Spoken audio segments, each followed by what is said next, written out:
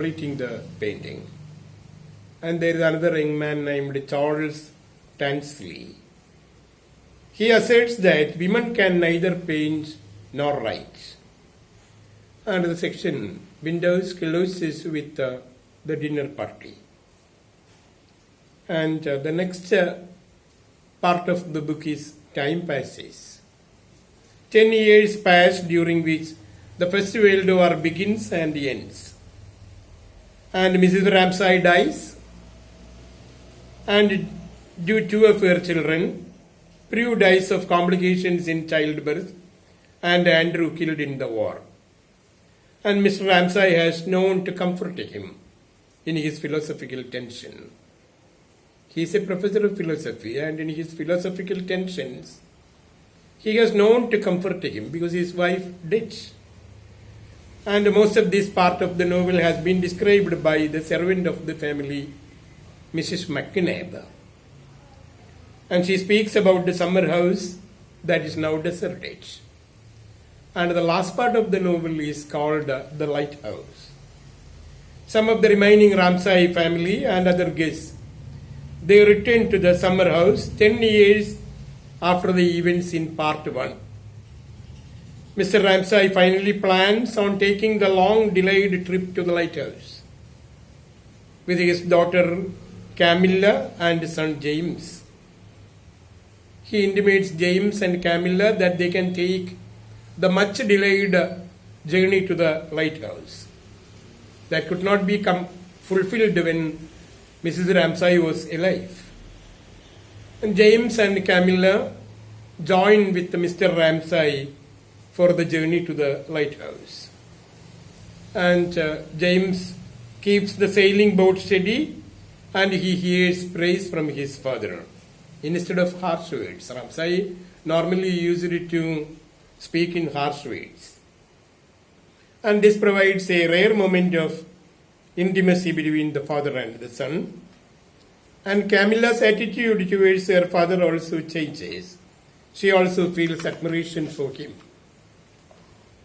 And in their trip, they are accompanied by the fisherman, McAllister, and his son, who catch fish during the trip. James also does some kind of fishing. And across the bay, Lily Briscoe, the one painter who started to paint in the beginning of the novel, is again found putting the final touches to her picture of Ramsay and James. Mr. Ramsay, James, and Camilla visit the lighthouse and return and find the completed picture painted by Lily Briscoe. And Virginia Woolf comes to say that art is perhaps the only hope of surety in a fast-changing world. And in the words of Lily Briscoe, nothing stays. All changes, but not words, not paint.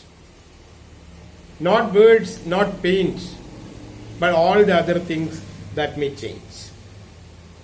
And Virginia is also popular for her biographies like Orlando and Flesh, a biography, and Roger Fry, a biography. There are 3 popular biographies produced by Virginia Woolf.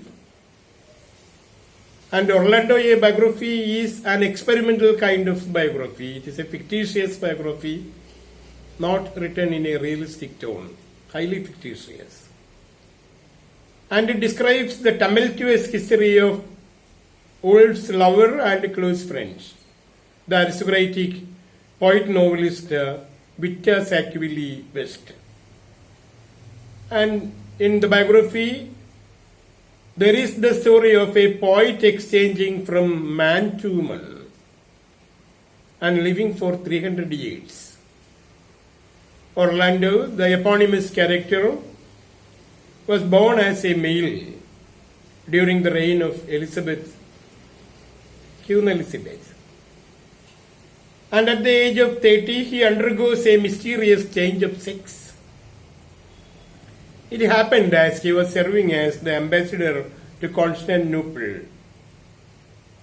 He slept for a few days and woke up with the understanding that he had been metamorphosed into a lady. the Lady Orlando escapes from Constantinople in the company of gypsies for some time, living as a lady. And finally she reached home dressing alternately as both man and woman. And Orlando now comes to complete the poem he has started writing, entitled The Oak Tree. And he again took up the book through inspiration from Alexander Pope and the critic Nick Green, who came to him in his vision.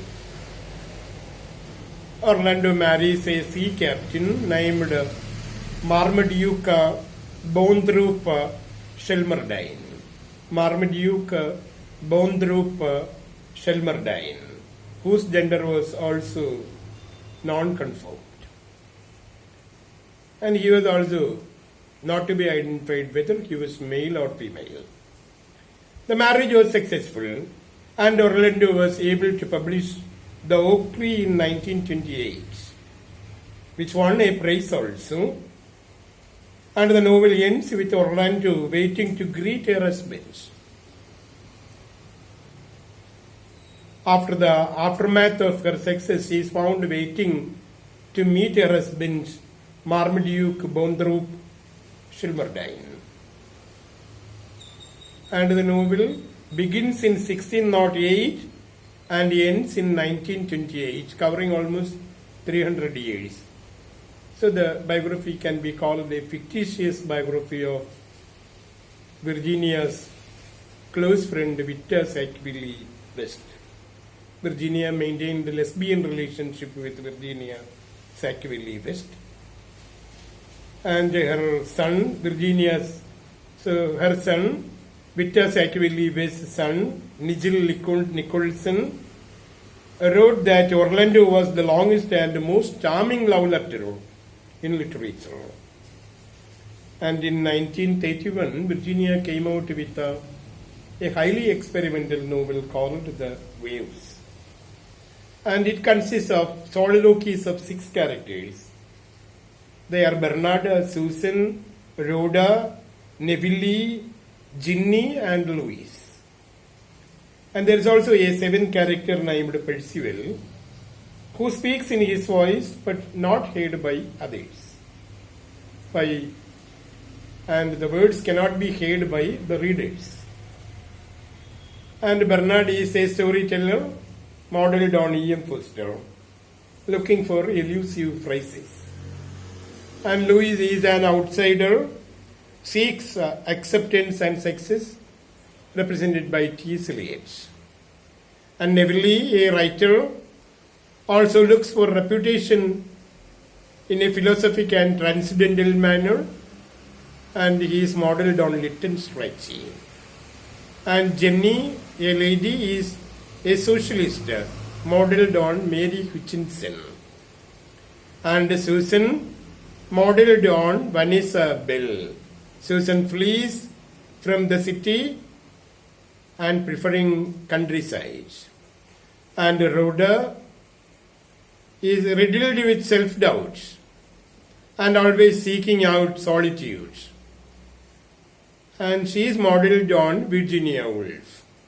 She echoes Shelley's poem.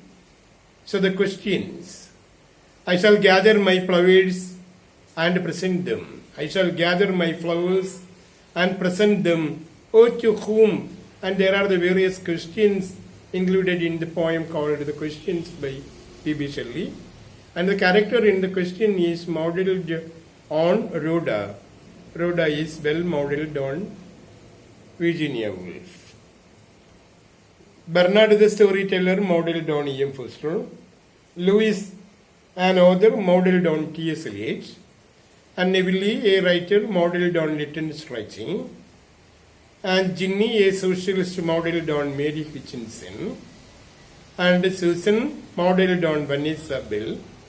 And Rhoda is modeled on Virginia Woolf.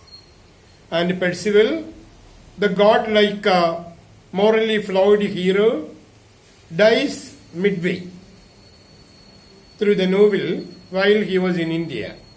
And he never speaks on his own, but readers learn about him through the other characters. And he is modeled on, Percival is modeled on Virginia's brother, Toby Stephen or Adrian Stephen.